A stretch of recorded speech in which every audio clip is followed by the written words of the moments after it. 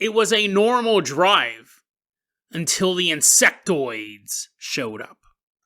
And then we finished Missing Persons Week with a story of not one, not two, not three, but more than that. It's 4 or 5. I don't remember the total.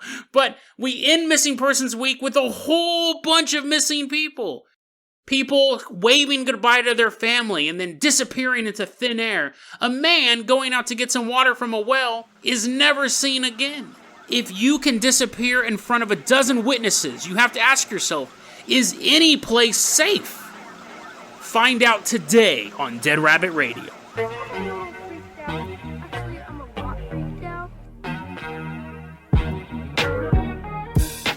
Hey everyone, welcome back to another episode of Dead Rabbit Radio. I'm your host, Jason Carpenter. I'm having a great day. I hope you guys are having a great day too. I hope you guys are having tons of fun. I hope you guys have some cool plans for the weekend. We got some cool plans. I'll tell you about those in just a second. But first off, let's introduce our legacy Patreon supporter for today. Coming into Dead Rabbit Command, it's Stefan Walnerstrom. Everyone give a round of applause to Stefan as he's cartwheeling into Dead Rabbit Command. Stefan, you're going to be our captain, our pilot this episode. If you guys can't support the Patreon, I totally understand. It just helps spread the word about the show. Really helps out a lot. That is another way you can help support the show. We have flyers in the show notes. Print those out, post them up all over town. You'll be shocked how much that helps the show. I've been in contact. This is the big news. Some of you guys may not like it. I've been in contact. Here's the big news. I've been in contact with Simple, a.k.a. Dr. Huxtable, the guy who has made the music for this podcast, Atlantis Attacks and Bella Royale. We are in the planning stages of a all-singing, all-dancing musical episode of Dead Rabbit Radio. You're like, Jason, please, that sounds amazing, doesn't it? First off, big news. I have been in contact. This is in the preliminary phases. Hey everyone, welcome back to another episode of Dead Rabbit Radio. I'm your host, Jason Carpenter. I'm having a great day. I hope you guys are having a great day too. I hope you guys have some cool plans for this weekend. Hope you guys have some fun stuff to do. And if not, do it. Make some stuff up. Have fun this weekend. That's an order. And speaking of orders, I'm ordering this Patreon supporter to come into Dead Rabbit Command. Hey everyone, welcome back to another episode of Dead Rabbit Radio. I'm your host, Jason Carpenter. I'm having a great day. I hope you guys are having a great day too. I really mean that. Hope you guys have some fun plans for this weekend. Coming into Dead Rabbit Command right now is one of our legacy Patreon supporters, walking in, blowing on a big old ram horn. It's one... First off, coming into Dead Rabbit Command is one of our Patreon supporters. Everyone, give it up for Stefan Walnerstrom, legacy Patreon supporter. Give him a big round of applause. Stefan, you're going to be our captain, our pilot this episode for today. If you guys can't support the Patreon, I totally understand. Not everyone has the money. Some of you guys just hate Patreon. Some of you guys don't want to give any money to Patreon. And I totally understand. The other way you can support the show is spread the word about the show. Talk about it to your friends. Talk about it with your family. We even have flyers in the show notes. You can print out and post them up around town. That actually always gets us new listeners. Really appreciate that when you guys get the word out. Stefan, I'm going to go ahead and toss you the keys to the Jason Jalopy. We are leaving behind Dead Rabbit Command. We are headed all the way out to Nevada. It's June 1994, and there's a young couple, a husband and his wife, driving down a road in the middle of nowhere. It's slightly raining. The windshield wipers wiping away the rain, and then maybe a bird in the distance. Caw-caw! Caw-caw! They see in front of them an accident on the side of the road. They see the unmistakable red and white flashing lights of an ambulance. They see a lot of them. And for whatever reason, they think they can stop and help. Now, I've obviously pulled over in a lot of car accidents. But when there's emergency personnel there, I'm not like, out of my way, EMTs. I know how to stitch up this, throwing up all over the guy. It's super disgusting. They're like, sir, you threw up in the middle of that incision. I'm like, oh, sorry. I know my place. Like, I've obviously pulled over and seen a lot of car accidents, and I've unfortunately seen a couple people die because I got there before the medics did. That's happened more than once, unfortunately. But once I see them, I'm like, they got this handled. They totally got this handled. I'm driving a medical supply truck. They're like, we need more gauze. And I'm like, dum-de-dum-de-dum. Just driving past them like, sir. Anyways, these people figure, let's pull over and we'll help them. I saw a couple episodes of Doogie Howser. I can totally help stitch this dude up. So as they're getting closer to these lights and they start to pull over, they see no ambulances. They see no emergency vehicles. What they see is described as a soda can, a giant soda can, lying on its side with little landing legs holding it up. It's a creamy color with a red halo hovering above it. The wife begins screaming. And the dude driving the car is really trying to take everything in. This is not what he expected to see. He expected to see several human casualties. Now he's looking at what can only be described as a UFO that's landed. And his wife is screaming, and he looks over, and approaching the car are two insectoids. My favorite types of aliens. These guys rarely show up in stories. A lot of Greys, a lot of Pleiadians. Those are the Nordics. Those are just boring human-looking dudes. Reptilians, but insectoids, bro. So insectoids, they don't get enough love. So these insectoids start walking towards the car. And these insectoids are even more creepy because as they're getting towards the car, the dude's looking and he realizes only their heads are insect-like. They're insect heads on totally human bodies. Little mandibles clicking against each other, raindrops splashing against giant bug eyes. Not only does this story have insectoids, this story has the other thing I love about alien stories. Firearms. Because this dude living in Nevada is armed.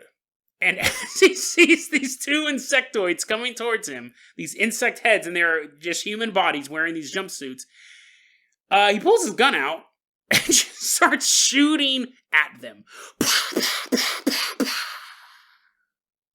Now, I'm assuming that he has to shoot past his wife to hit them, but you know what?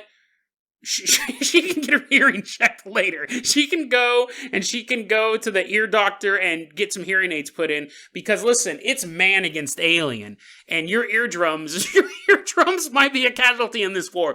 Pop, pop, pop, pop, pop. He opens fire, and the aliens start running like they would, and they peel out, dude. The humans are like, and they're driving away, and as they're leaving the area, they look in the rearview mirror, and they see 9 more insectoids kind of emerge from the darkness, standing around this craft, staring at them as the humans drive off into the darkness. I got this story from ThinkAboutItDocs.com, one of my favorite websites, and they got it from a website called UFOs and Aliens Online. And it's interesting because there is I know some of you guys probably thought, oh, he told this story before. Lost somewhere in the Dead Rabbit archives. I know we've talked a lot about episodes that people say I recorded that I didn't record. This episode I actually recorded. Lost somewhere in the Dead Rabbit radio archives. If you guys remember the episode, I'd love to know what it is. I covered a story similar to this. I think it was on the East Coast, where it was a young couple driving down the road and they saw what looked like a car accident, and they were abducted. It was the same type of thing. They saw the emergency lights and they pulled over and they got pulled out of the car. It was super creepy. It was super creepy. And someone wrote me like a year ago and said, I need to know what episode that was. They wanted to introduce it to their friend. I'm sorry, I didn't write down your name. I can't give you the shout out. But if you tell me who you are, I'll edit in a name right here. But until then, if you still hear that blank, they never got back to me. It's a creepy story. And this one is the flip side of that. Where the same thing, it looks like emergency vehicles, and you pull over, and this time the dude had a gun and opened fire, and the aliens ran away. It's an interesting ploy for aliens to use emergency vehicles, because what are we trained to do when we see emergency vehicles? Slow down. Very, very easy to abduct someone at 20 miles an hour as opposed to 60 miles an hour. I'm assuming. I've never done it. I've never been hanging off the back of a semi, and I'm like, oh no, he's going 65. This plan is foiled. I just imagine it's easier. But creepy, too, because also you have this intrinsic thing you want to help. and it's really a way to kidnap you. There's that old urban legend. I remember this is one of those creepypastas that really scared me back in the day. Who knows if this is true, but there's that story where as you're driving down the road, you'll see like a body in the road. Like you'll see like maybe a car crash and someone's like slumped out of the car and another person looks like they flew out of their windshield. And you're in the middle of nowhere. You just see this car crash. And they say whenever you see that, just drive around the bodies. Leave the area.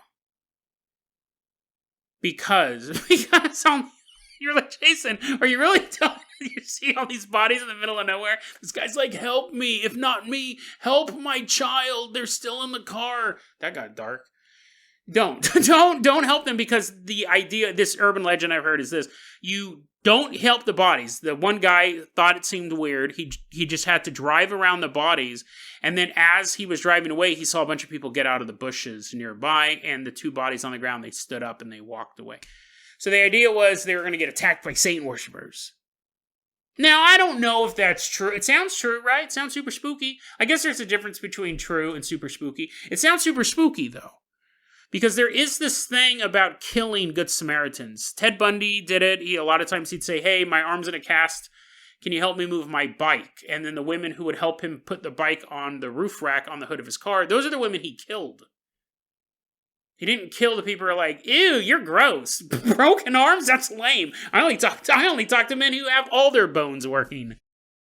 So yeah, interesting story. The aliens might be doing the same ploy as that urban legend. The aliens read that urban legend. They're like, ooh, that's super spooky. They're telling that story on Halcyon 5. And they're like, oh, by the light of the Jim Jam crystal. Aliens are peeing their pants and they go, you know what? Let's try that. Next time we're on Earth and we have human bodies with insectoid heads, let's see if this urban legend helps us. Little did they expect they were doing it in Nevada, one of the most heavily armed states in the Union. Stefan, let's go ahead and toss you the keys of the Carpenter copter. We are leaving behind Nevada. We are headed all the way out to Quincy, Illinois.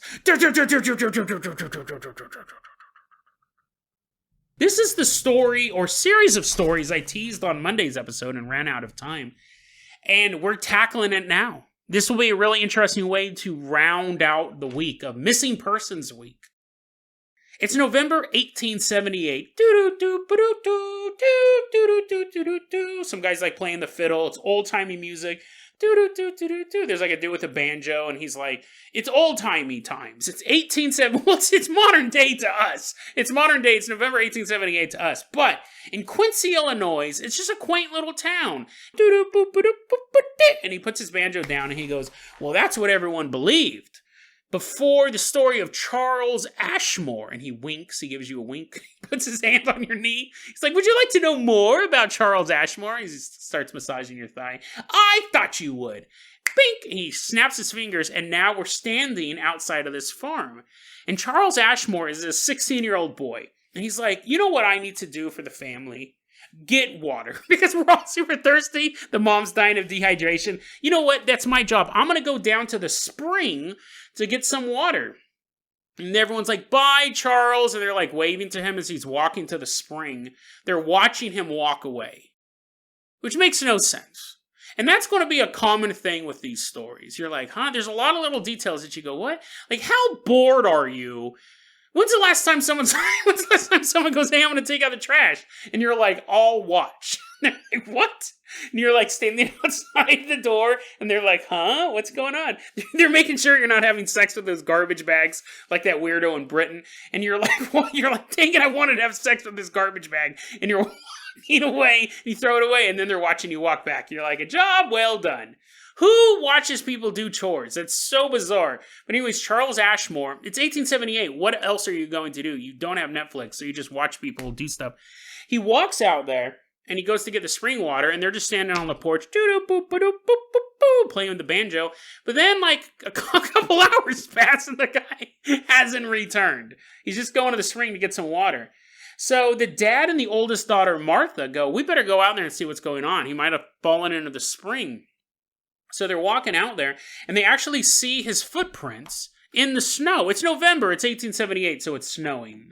I probably should have added that detail earlier. I just assumed you knew Illinois weather pattern in November. It's snowing, so they see these footprints leading out into the spring, and then all of a sudden his tracks just stop. What? That's weird. Well, maybe he stopped walking. Maybe he jumped. Maybe he's spring-heeled Jack. So they continue walking towards the spring, and it's totally iced over. They expected him to go and smash the ice to get the water and then bring it back. So the fact that it's totally frozen over means he never got to the spring. 4 days later, he still hasn't shown back up home, but they need water. I don't think they've gone 4 days without water, but actually, I'm positive they didn't go 4 days without water. They would have all died. But it was 4 days later when the mom was getting some water, when she hears, hey,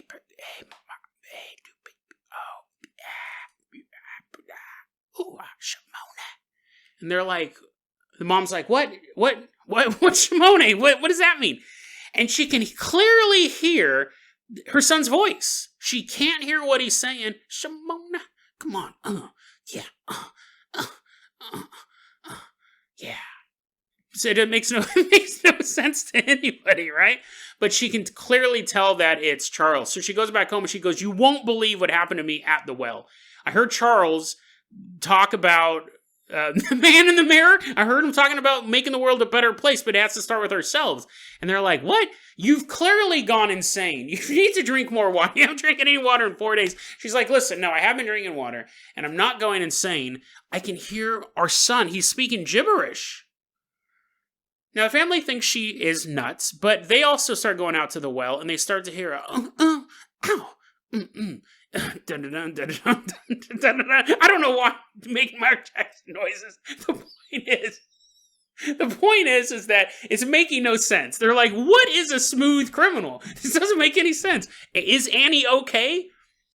The voice sounds like it's coming from far away. And it's random. It's not like every time they go out to the well, they hear Charles's voice. And over time, it grows more and more faint.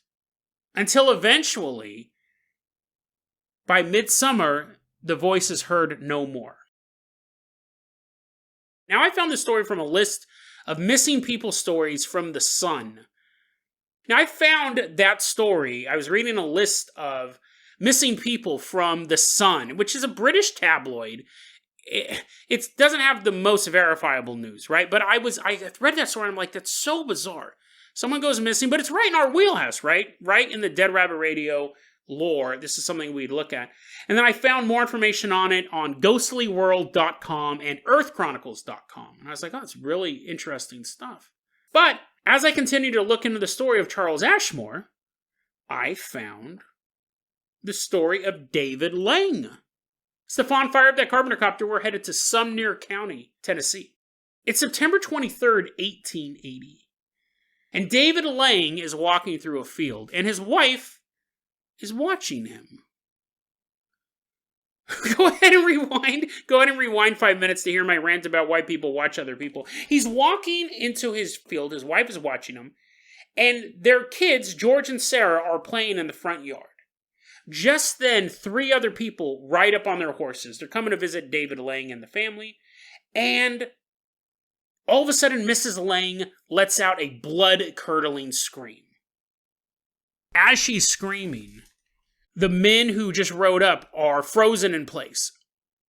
Jaws dropped, eyes wide. They saw it too. David Lang vanished, completely vanished in front of all of them. Now imagine how shocking that would be. I mean, that would be earth-shattering. We talk a lot about missing people on the story, and we've covered stuff like that before. We have this story recently where the guy turned around, 45 seconds he turned back, and the woman had completely disappeared. It was a true story. 100% true story. I'll put it in the show notes. It's terrifying.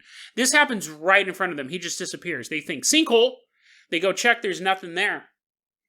And he's never found again. Years later, a circle appears in the soil where he stood. It was about 15 feet in diameter. Nothing grew there. Insects wouldn't even crawl there. And once George and Sarah entered the circle, and they heard the voice of their father. They did not say he sounded like Michael Jackson, but they heard the voice of their father when they stood in that circle. Now, this story was traced back to a story written by Stewart Palmer, who interviewed Sarah Lang, one of the children, in 1931, and this article was titled, How My Father Disappeared. But at this point, I'm having some real alarm bells going off in my head. Not just why people are watching people walk away, but these stories are completely fantastic, and that doesn't mean they're fake. But sometimes things can seem too good to be true, and as I'm continuing to try to find more meat to these stories, because they seem to be pretty well documented, we have names, we have rough dates, we have time periods. I keep looking into this story, and I find the story of Oliver Lurch. Stefan, you know the drill. Let's hop on that Carpenter copter. We're headed out to South Bend, Indiana. And once again, we pick up our maestro with a little banjo. He's sitting on your lap now. You're like, damn it, I thought this little imp left. It's not an imp. It's a full-grown adult, and he's sitting on your lap. He's playing the banjo. Take us on out to South Bend, Indiana. Then we're going to meet a man who disappeared. What does this... It's the longest song. You're like, dang it, just get off my lap. What does disappear means? It means no longer seen. So anyways, the song continues. The song goes on and on. I'm dancing. I'm like, ooh, keep playing. Encore, encore. He's sitting on your lap. We're headed out to South Bend, Indiana, and it's Christmas Eve, 1889. And there's a huge party going on at the Lurch house. The banjo guy's playing there. Everyone's having a great time except for you. Oliver Lurch is 20 years old. He's making moves on this girl named Lillian Hirsch. He's like, hey, baby, how about you show me some ankles after this party? It is 1889, after all. The closest I've gotten to a woman's vagina is when I helped a cow give birth. That was the best pickup line back then. And that joke was worth having to add an explicit tag to this episode of the podcast. Anyways, Oliver Lurch is trying to hook up with Lillian Hirsch. So Oliver Lurch is trying to hook up with Lillian Hirsch. She's the daughter of an attorney. And you know what? The night's going on. What do the people need? Say it with me now. Water! Needs water because apparently they're partying so hard. So Oliver Lurch, this is just, the stories are so weird. Oliver Lurch goes, I will go get water. If I'm hitting on a girl, dude, if I'm hitting on a girl and you're on fire, you're getting your own water. I don't know if this guy thought that he would impress her with a bucket of water, because if that's the case, anything would impress her. But if you're spitting game, you don't want to go and get water. But anyways, he does. It's a different time. It's 11:30 at night. He walks outside to go get some water. About 5 minutes later, they hear him screaming, no, ah, ah, ah. He's screaming, and everyone runs outside. It's 1889, so it's pitch black outside. And they hear, help, help me, help, help, help. They look into the darkness. They don't see him. And that's when they realize his voice is coming from the night sky. Help! It's got me! It's got me! No! Help me! Help me! Lillian! Would I have gotten to third base at least? Yeah. His voice becomes more and more faint till it is no longer heard, and people start thinking, what in the world was that? That was the least thing I expected, right? Expected I'd come to this party, hang out, listen to this cool banjo player, but then I didn't expect a guy to fly away. Like, that's either the worst party or the best party, right? I guess it determines on whether or not you're the one flying away, or if you know that guy. You're like, I didn't know that guy. Great party. Great party. But if you knew him, if Lillian Hirsch was planning on pulling up her skirt a little bit that night for him, she would be devastated. They begin searching the area, because this is the idea. They think that a bird got him. Like, how big is this bird, or how small is this man? But they begin searching the roofs of houses to see if, like, it dropped him? But they can't find him. And some people begin to stay there, and other search parties are going out, and then eventually they hear his voice again in the sky, just a little bit more. Help me! Help, they got me still. It's still going on. And then it fades again. And then it was never heard of again. And they had footprints leading from his house to the well, so they know he got as far as the water, but then never seen again. This story was actually reported in one of the really best... If you had to stop listening to this podcast for any reason, if you were ever given a choice between listening to Dead Rabbit Radio or reading 40 Times, pick 40 Times, because that is the Bible of paranormal research. Like, I grew up on 40 Times. It's a great magazine. 40 Times covered it. Bizarre Victoria covered it. This story was originally published all the way back in 1904. That's as far back as we can trace it, so it's not too far from the 1899 story. And in the 1904 story, it had a sworn statement of 10 people saying, we were there, we saw this happen. And then after it, from 1904, it was republished in 1906. I found that version of the article. And in that version is where they started talking about the eagle theory. A big eagle came down and swooped him up. It goes on from there. You can find versions of it from a 1947 Australian newspaper. So the story had been around for a long time. But what's interesting is each article plagiarized the one before it. And they were passing it off. Each journalist was saying that they were telling it for the first time. It turns out they were just copying a story from years or decades earlier. And the 1904 article, the initial story, was also plagiarized from a fictional story written by Ambrose Bierce. Ambrose Bierce, to all you English nerds out there, you immediately went, oh, my favorite author. Or just some guy I read in college. Ambrose Bierce wrote the pilot episode of The Twilight Zone. You're like, Jason, that is unequivocally not true. It kind of is. So Ambrose Bierce wrote an occurrence at Owl Creek Bridge, which was turned into the pilot episode, or the very first episode of Twilight Zone, or one of the episodes. Maybe it wasn't a pilot episode. The point is that an occurrence at Owl Creek Bridge is something everyone reads in college, or maybe high school, depending on where you went. If you haven't read it, it's a really cool story. I'm not going to give it away, but it's really, really cool.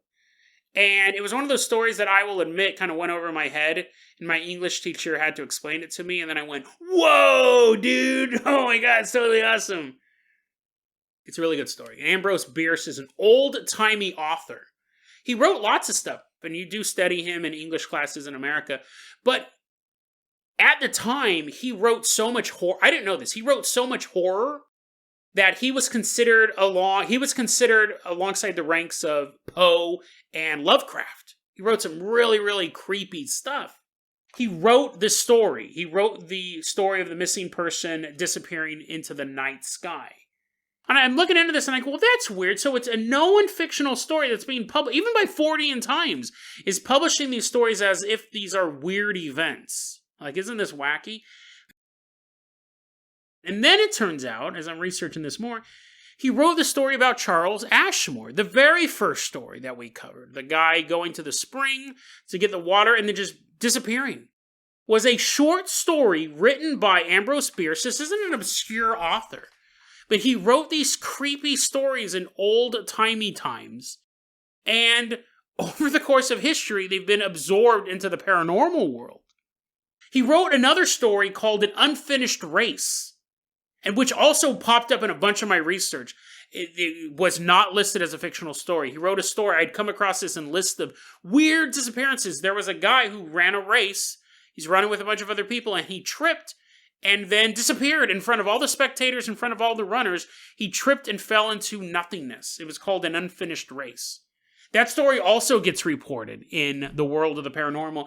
And I wasn't able to verify that he wrote the story about Sarah Lang, but it's possible that he did. And that was the one where it was the fake. It was possible that the interview was fake and it was a fictional story under a pseudonym. I wasn't able to verify that. He may have written the other one.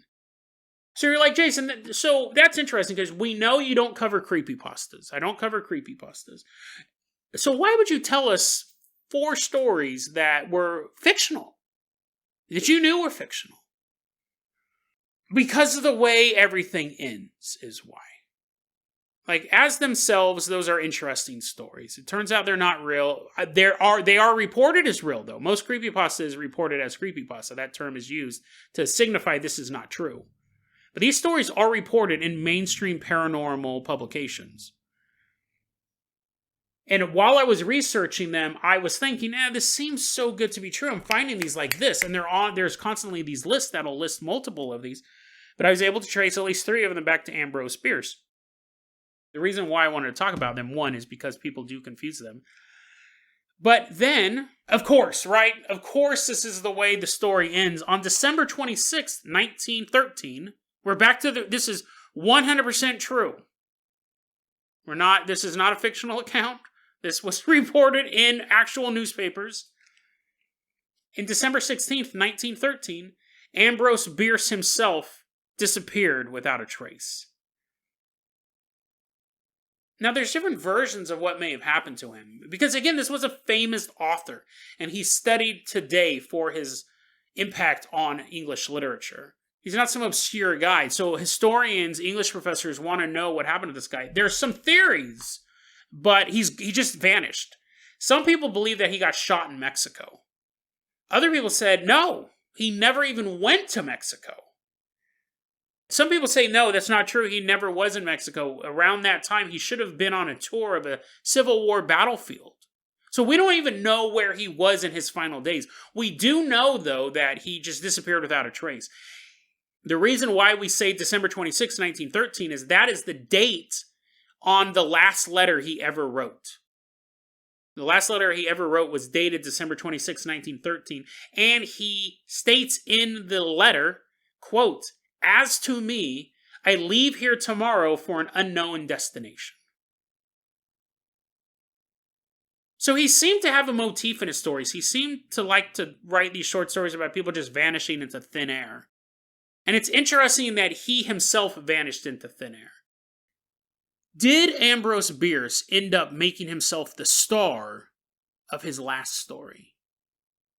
He loved stories where people disappeared, and he wrote them so well that they're still read over 100 years after their publication, and not only read, but believed. People tell these stories as if they were real. And to an author, is there really any better compliment than that? Your stories are so timeless. People believe they're real, no matter how outlandish they may seem. Ambrose Bierce not only left us with some great literature, but a mysterious puzzle as well. One that has not been unlocked for over 100 years. And I'm sure that's just the way he intended it. DeadRabbitRadio@gmail.com is going to be our email address. You can also hit us up at Facebook.com/DeadRabbitRadio. TikTok is @DeadRabbitRadio. Dead Rabbit Radio is the daily paranormal conspiracy and true crime podcast. You don't have to listen to it every day, but I'm glad you listened to it today. Have a great weekend, guys.